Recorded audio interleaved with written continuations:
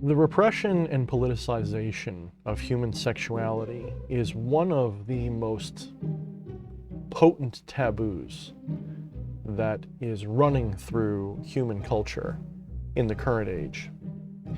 It is something which has caused no end of suffering to humanity for a very long time. It has caused all kinds of oppression upon people of different genders and stereotypes.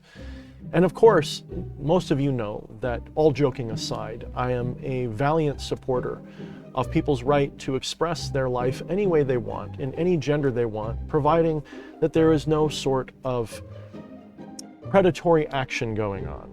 So long as what you're doing is between two consenting adults, whatever that means in your land of origin, I don't have a problem with it. I don't care who you stick it in or why. It's not my problem. I don't care how you dress. I don't care how you identify yourself. None of that matters to me. Again, all joking aside. Okay? Joking is never done with the intention to insult or do harm. Now, that being said, there is this sort of tendency in the occult for people to ask questions such as the following. Is it possible for a male demon, spirit, god, to have sexual congress with another male entity? My initial blunt response is very simple. Do not confuse human sexuality or spiritual gender. Now, when I say gender in spiritual terms, most people, because of a fundamental ignorance on the subject, think that gender means one has a penis and one has a vagina, or one has a preference for something or whatever. We think of it in the political correct terms of gender with regard to human sexuality. That is not the appropriate or correct understanding of gender from a spiritual position.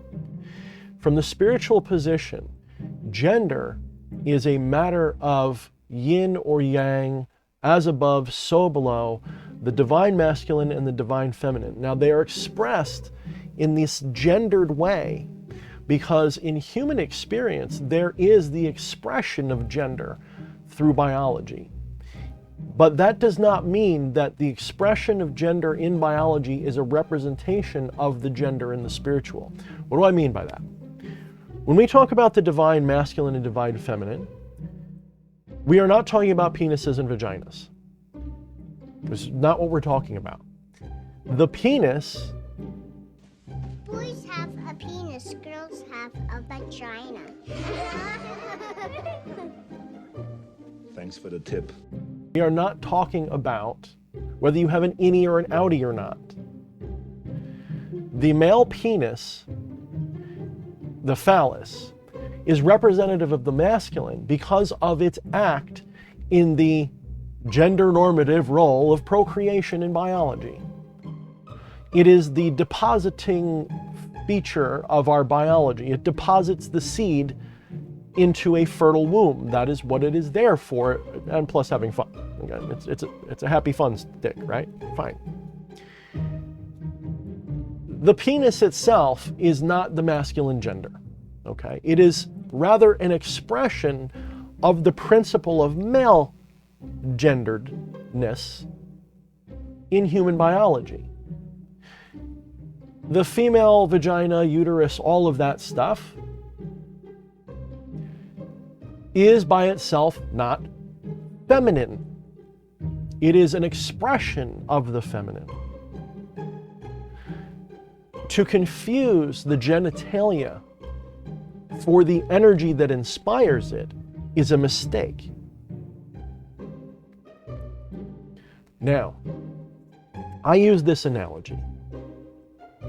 Asking whether or not a male demon or spirit or god, or a female demon, spirit or god, could have a homoerotic sexual encounter with a spirit or entity or yourself of the same gender is like taking a pair of marble obelisks, marble rocks, carving them into the shape of a male goat, and then asking if they can have sex with each other. You can, of course, pantomime what you interpret as sexual congress between those rocks. You can clack them together, and they're not very flexible, so you might have to get creative in how you do it, but you can bang them together. Of course you could. But they're not actually having sex.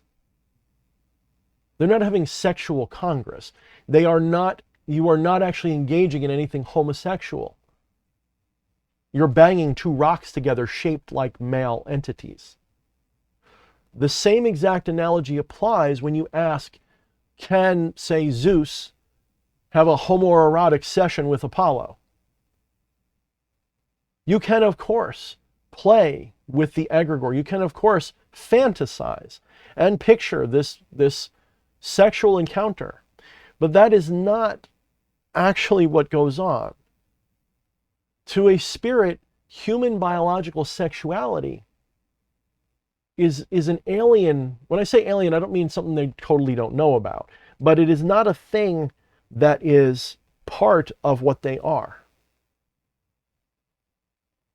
And this is why any spirit can seem gender fluid when they're interacted with. You can invoke, evoke, call upon Lucifer in a masculine or feminine incarnation at any time you want. I shouldn't say that, because you might have some blockages on why or why not you can't contact them. But generally speaking, there is no objective reason why you could or could not do that. The sexual gender of a spirit is completely part of its mask. And that mask is completely malleable. It's part of the collective consciousness, so it may not be easily malleable by you personally, but it is quite likely easily malleable by you personally, because it's up to you to interpret it. So why are so many spirits gendered? Simply because in their natural state as a spiritual being, they may manifest or exhibit or express a masculine or feminine energy more than the other. Doesn't mean they have a penis. The penis is a symbol. It's never meant to be confused with an actual penis. Athena didn't happen just because Zeus fucked somebody. In fact, he tried not to have Athena happen. He swallowed her, more or less, and she popped out of his forehead. It wasn't a sexual thing that caused Athena. When we're talking about gender in spirits, it's meant to imply that the one has the divine masculine or feminine traits in their archetype. If a spirit manifests as a male in a spiritual context, either generally or specifically for you, that is because you or they or some combination of that interaction is most focused on the masculine energy. Now, the masculine energy does not mean penis and vagina. That is childishly wrong. It is the masculine energy is the push, the assertion, the insertion. When we say creative force, we do not mean to imply the feminine is not creative. We mean in the creative force, it is the inception part, the insemination part of creation, the impregnation of the mind with an idea. Okay, the divine source of the idea. It's actually an unknown in many ways. This is why it's associated with the as above, because it's seen as coming from emptiness and appearing in the firmament below. It is something that is nothing and then becomes something when it interacts with the divine feminine, the receptive, the fertile, the nurturing. Now, some of those conceptualizations can be rather sexually charged, for sure. When I say nurturing, people automatically generally think of a female, like a biological female, but there's plenty of nurturing males. I consider myself a rather nurturing male compared to some others, at least, especially when it comes to animals and things. I'm very soft. I totally become a feminine nurturing entity. Like my feminine side comes out like a motherfucker when it comes to animals. I coo and I nurture them and I cuddle them and I'm like a total softie, right? But when it comes to other things, I'm definitely masculine. I'm assertive. I'm a pushing force. I'm not a receptive force.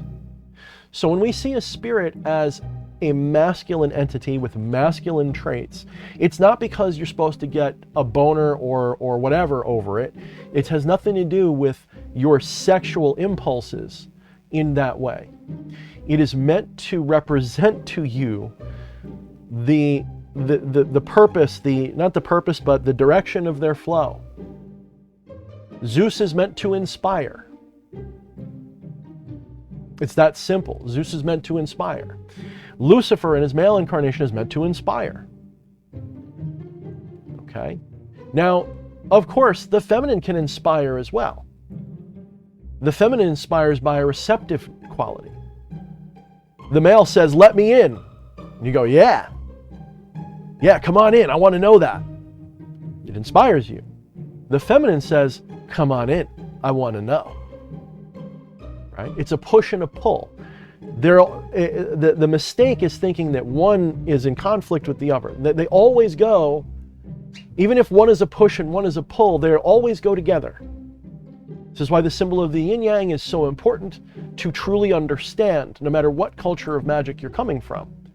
It is important to understand that the yang force appears to be a push, absolutely. But that push is also a kind of pull, because it leaves in its wake a vacuum which must be filled by something. And the yin rushes in to fill that, as if it's being pulled along. And the yin is a pulling force. It pulls the yang towards it. But because it's being pulled along by the push of the yang, it's also kind of pushing the yang forward. Because it's racing to fill that space, yang can't go back. So this idea that they are exclusive is also wrong. If you look at a yin-yang symbol, you will see that the one always contains the other. So that means in the most masculine possible entity you can imagine, which I guess for some might be like Aries, Mars, something like that. There's still a feminine energy there. There's still a speck of it in there. Because nothing can be a complete one or the other, because the proper interpretation really of the yin-yang is not that it's spinning, but that the one is always becoming the other. They're actually becoming each other. They're not pushing and pulling each other around. The yang becomes the yin and the yin becomes the yang as they cycle, is also a proper interpretation of it. So the idea that spirits have a sexual gender is a fantasy by people who are horny that want to have a relation with the spirit. Now, I sound very dismissive of it when I say that. However, I want to remind you that nothing could be further from the truth, because it is a very well understood, respected, common, and widespread practice among all human anthropology that human beings engage in sexual activity with spiritual activity. Pretty much, like, the cool thing about spirituality, you can do almost anything in a spiritual way, but sex and procreation have traditionally always been the purview of spirituality on some level. Almost every religion has some prescription for sex. Almost every magical system has some sexual way, some sexual method, some sexual gnosis, some special sexual ritual going on somewhere. It's unavoidable. Even the most prude of them still says what you should do or not do in sexual activity. Either you should be refraining from it, or you should only do it while married, or something. There's always something it has to say about sexuality. And in most proper spiritual traditions, sexuality is freely explored within the spirituality. There are many rituals in antiquity where people would have these grand orgies fucking the shit out of each other, gender being sometimes an issue, sometimes not. People were just rubbing everything together, and they're having these sexual activities freely and happily and joyously in some kind of celebration or ritual to charge something, or as a gift, or a way to invoke a spirit, or whatever the fuck you think. So as much as I just spent a bunch of time telling you that it's kind of silly to associate human sexual or sexuality with spirits, we do have to remember the as above, so below nature of things, and recognize that while our gender sexuality is an expression of the divine, there is a relationship there. The penis, the phallus, the vagina, they are not the feminine, but they are expressions of it, and thus there is a connection there. So my suggestion to you, when curiosity arrives in your mind, can I fuck Lucifer? What I suggest to you is to do your shadow work. Ask yourself why that matters to you. Why are you so keen on fucking a god or a demon? What is it what shadow is tugging at you going, hey, can we fuck a god? Why does it have to be sex? Or why shouldn't it be, for that matter? Why is this important to you? For my part, I am learning, because I don't consider myself prude, but I am not heavily swayed by my sexual urges. In other words, I don't feel like I have a lot of shadow there. Maybe once upon a time, but not really anymore. Maybe that's just my shadow telling me I'm fine and I'm not. So I'm open to exploring these things in myself always. And I will admit to a certain amount of spiritual enhancement to my own sexual life, especially in the last year or so.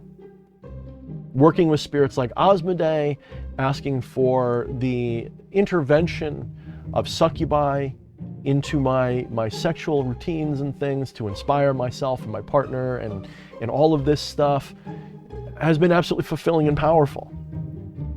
I would be really ignorant to deny that there's been an interplay.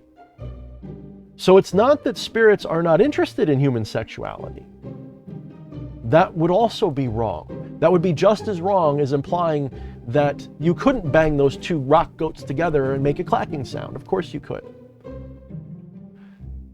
These spiritual entities, being what they are, being that they are aspects of the collective consciousness, they are disembodied non-local awarenesses. Disembodied non-local, I shouldn't say awarenesses because we're all awareness. They are disembodied non-local minds.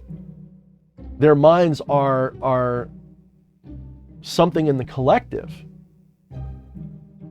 And so for them, not having a specific body to live in, every once in a while when we invoke them into ourselves and partake in human activities, it is a tremendous pleasure for them. It is masturbatory, it is sexual.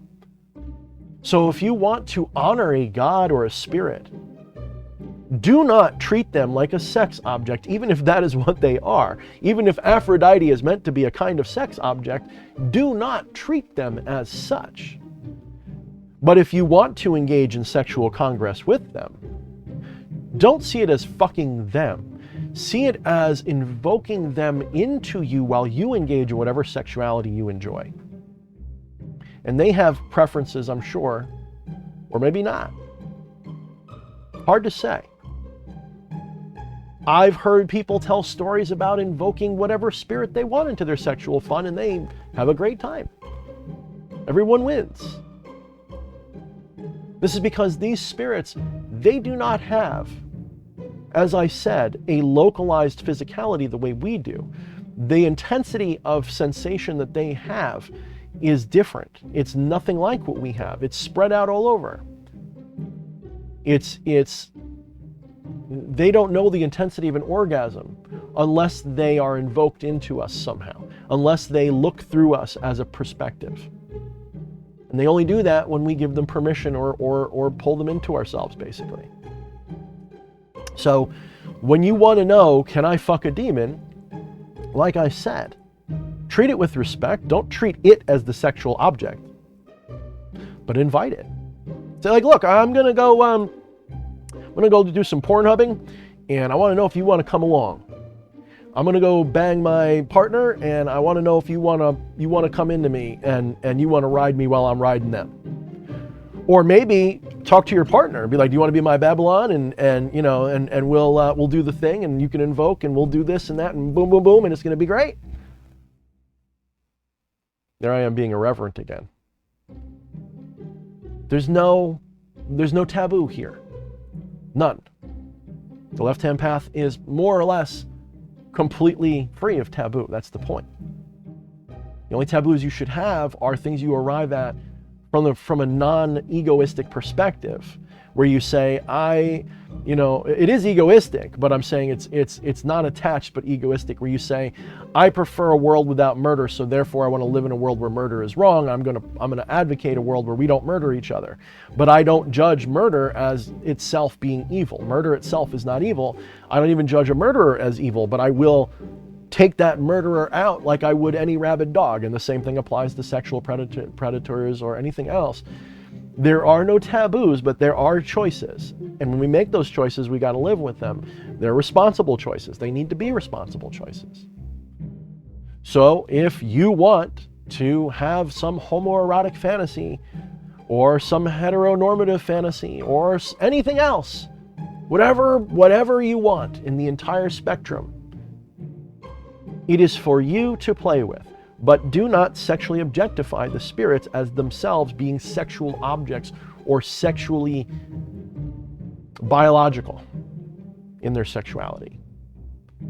They are not limited to a biological sex, nor are they receptive to it. Your penis, your vagina, doesn't turn them on. It never will. However, if you invoke them into yourself, when you turn yourself on with your part, they're going to get off on that. Maybe even in a more intense way than you ever will, because you're used to it. You're used to what this body feels like. They're not. So that's my take on spiritual sexuality. Love it or lump it, don't really care. But I do hope you enjoy it, and I do hope you subscribe. I do hope that this helped you. I do hope this answered some questions, or at least made you think. If it did, or even if it didn't, give me a like. Hell, give me a dislike. Give me a comment, love or hate, doesn't matter. It all helps my algorithm. Share this video. I'm going to share it everywhere. So make sure you share it too, so you can join in the party. And until next time, mind the shadows. Have a great day.